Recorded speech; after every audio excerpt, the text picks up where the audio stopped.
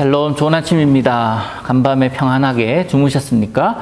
9월 22일 아침입니다. 화요일 아침 우리 하나님의 말씀으로 하루를 열어보십시다.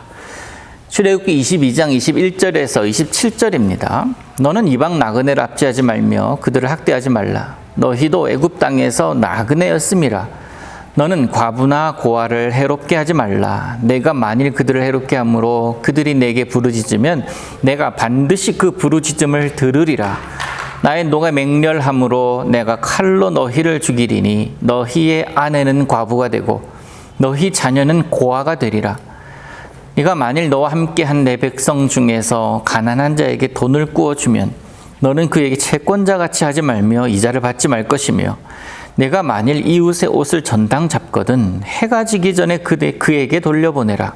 그것이 유일한 옷이라. 그것이 그의 알몸을 가릴 옷인즉 그가 무엇을 입고 자겠느냐. 그가 내게 부르짖으면 내가 들으리니 나는 자비로운 자임이니라. 아멘. 큰 그림을 한번 그려보시면 출애굽기는 이스라엘 백성들을 애굽에서 출애굽시키는 것이 목적이 아니라고 말씀드렸습니다. 그보다 더 큰 목적이 있습니다. 그보다 더 큰 목적이 뭐였어요?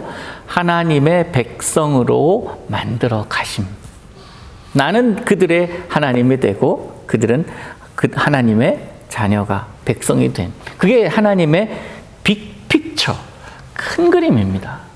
그리고 이 이스라엘 백성들이 광야를 지나서 가나안에 들어갔을 때에 그들의 삶은 어떤 삶이어야 하는지를 구체적으로 세밀하게 보고 가르쳐주고 계시는 것이 바로 우리가 보고 있는 이 출애굽기 20장 이후에 19장 이후의 말씀이라고 제가 말씀을 드렸었죠. 근데 규율들이 참 많이 있는데 이 규율들 주신 목적은 사회 질서 유지, 그리고 하나님의 백성다운 삶의 모습으로 살아가게 하기 위함. 근데 그런 그 큰 그림이 있는데 지금 계속 배상에 관한 법, 도덕에 관한 법, 주인의 책임 이런 것들이 있는 이유가 뭐라고 그랬어요? 약자 보호예요. 약자 보호. 누군가가 보호해주지 않으면 설 수 없는 사람들, 그들에 대한 하나님의 관심입니다. 오늘 본문도 그러합니다. 사회적 약자들 가운데 이방인들, 과부들, 고아들 이런 자들을 보호하라 하는 그런 규정을 주심으로써 이들을 보호함과 동시에 이들을 억압하는 이들에 대해서 내가 가만히 있지 않겠다. 그들이 만약에 부르짖고 눈물로 구할 때 난 그 부르짖음 듣겠다 라는 하나님의 단호하심이 오늘 본문에 보입니다. 여러분, 하나님의 자녀라면 또 그렇지 않다 하더라도 사람이라면 불쌍한 자들, 연약한 자들, 힘들어하는 자들에게 마음이 가게 되어 있습니다.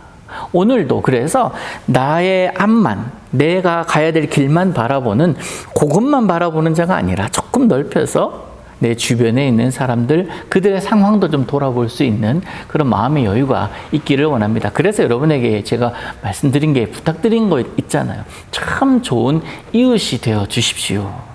그게 성경의 원리입니다.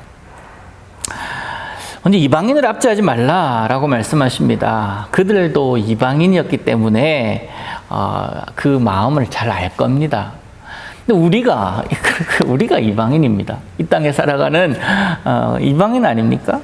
근데 우리가 사실 우리 위치를 보면 이방인이긴 하지만 이 원래 살고 있는 현지인들에게 우리가 압제를 당하거나 고통을 당하거나 그러지는 않아요. 오히려 그들보다 우월한 자리에 있는 것이 사실입니다. 우리 교회도 녹을 주면서 현지 직원을 채용하고 있고, 여러분의 가정에도 일하는 도우미들이 있지 않습니까? 우리 중에 누구도 현지인의 집에 가서 돈을 받으면서 일을 해준다라는 분이 계시다라는 이야기는 아직까지는 제가 들어본 적이 없습니다. 그래서 어찌 보면 오늘 21절의 말씀은요, 우리 주변에 있는 현지인들을 함부로 대하지 말라라는 말씀으로 받아들이면 더 좋을 것 같습니다. 우리가 돈을 주고 그들을 고용한 것이기에 그들을 함부로 대하지 말라는 거예요. 근데 참 안타까운 모습을 종종 봅니다. 막 종부리듯이 부려요. 직원이고 그리고 같이 내 일을 도와주는 사람인데 너무 함부로 대하는 부분들을 쉽게 봅니다. 그러지 말라는 거예요. 한국에도 그래요. 한국에도 참 낯뜨거운 장면을 참 많이 봅니다. 우리보다 못 사는 나라들, 그런 나라들에서 돈을 벌기 위해 한국에 오는 사람들, 외국인 노동자들이 많이 있지 않습니까? 우리가 하기 싫어하고 더러운 일도, 어려운 일, 소위 말해서 3D 일들을 그들이 하고 있는데 그들에게 고용한 사람들이 폭언을 하고 폭력을 행사하고 또 뭐 합당한 대가를, 임금을 지불해 주질 않습니다. 하나님의 말씀에 귀를 기울이면서 그 말씀대로 살아간다면 결코 그러지 않아야 합니다. 말씀은 더불어 살아가는 공동체 속에서 함께 살게 사는 방법을 가르쳐주고 있는데 그것을 거스르고 있다면 하나님 뜻을 거스르는 것 아니겠습니까? 말씀대로 살아가면 세상은 따스합니다. 평화입니다. 그러나 그렇게 살지 않기 때문에 세상이 어두워져 가는 것 아니겠습니까? 이방인에 대한 압제, 삼가해야 할 것입니다. 또한 과부를 향한 마음, 고아를 향한 마음, 그들 또한 억압하지 말라 말씀합니다. 그들을 억압할 때에 그들이 주님께 부르짖으면 그 부르짖음 듣겠다. 상황을 역전시켜버리겠다. 즉 너희를 오히려 그렇게 만들 것이다. 비극적 아닙니까? 그런 면에서라도 교회는 그들을 외면하지 않아야 될 것입니다. 오히려 그들을 도와야 합니다. 그리고 27절까지는 이제 가난한 이에 대한 규정이에요. 다 약한 자들 아닙니까? 하나님의 백성 가운데 가난한 이에게 돈을 구워줬다면 원금은 받아야겠지만 이자까지 그렇게 악착같이 챙기지 말라는 거예요. 빌린 자 행세도 하지 말라고 말씀하십니다. 겉옷 빌렸다면 해지기 전에 돌려주라고 또 얘기합니다. 세밀하고 좀 따스한 하나님이십니다. 여러분, 가만히 좀 돌아보십시오. 우리가 지금 누리고 있는 것, 세상의 모든 재물은 우리 하나님께서 우리에게 이 땅에서 살 때 쓰라고 잠시 빌려준 것, 맡겨주신 것이지 않습니까? 그러기에 내가 가진 것이 내 주변의 어려운 이웃에게 도움이 될 수 있다면 나눌 수 있는 것, 기꺼이 건넬 수 있는 것, 그것이 곧 주님의 마음을 몸으로 실천하는 모습이다 라고 할 수 있을 것입니다. 사랑하는 성도 여러분, 하나님의 이스라엘 백성에 대한 규율은 너무나 단순합니다. 하나하나 지키려고 그것을 암기할 필요도 없습니다. 지키려고 머릿속에 외우려면 머리 아픈 것 당연합니다. 그런데 너무나 쉽고 단순한 것은 내가 그것을 알아야지 공부하고 책 읽고 묵상하고 이렇게 하는 것이 아니라 하나님이라면 이 상황에서 내가 어떻게 하기를 원하실까를 생각하는 것. 그러면 말씀대로 살게 되어 있습니다. 이런 규정들 없이도 살 수 있는 자들입니다. 마땅히 할 것을 하고 하지 않아야 될 것을 하지 않으면 그렇게 될 수 있습니다.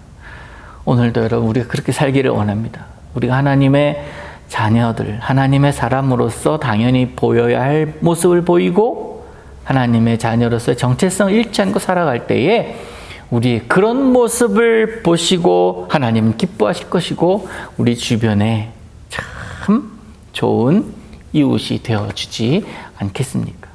더 큰 은혜가 우리 가운데 있을 것입니다.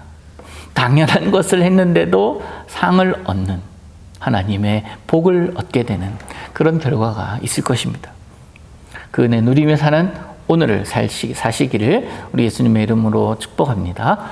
하나님 아버지, 오늘도 그렇게 살기를 원합니다. 나만 생각하고 내가 가야 될 길만 바라보는 것이 아니라 더불어 함께 가는 그러한 넉넉함을 우리에게 주시고 어려운 자들, 힘없는 자들, 가난한 자들, 그들을 돌아보면서 예수님의 마음으로 그들을 대할 때 우리를 향해 기뻐하시는 그 하나님을 거룩한 환상을 통해서 볼 수 있도록 오늘도 예수 믿는 사람으로 살게 하옵소서. 오늘도 함께 하실 줄 믿습니다. 예수님의 이름으로 기도하옵나이다. 아멘.